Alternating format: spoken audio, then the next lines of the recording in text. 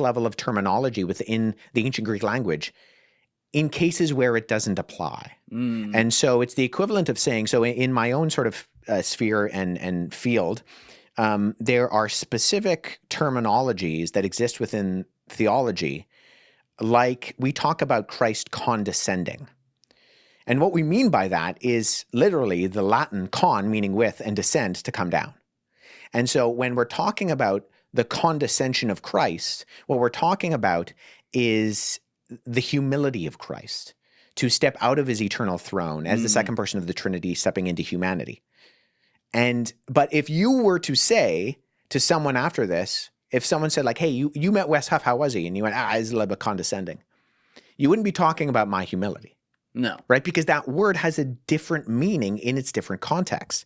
And part of the problem with something like what Ammon says is that he's taking terminology that exists within the parameters of a specific field, and then he's applying them in areas where there's an entirely different contextual meaning and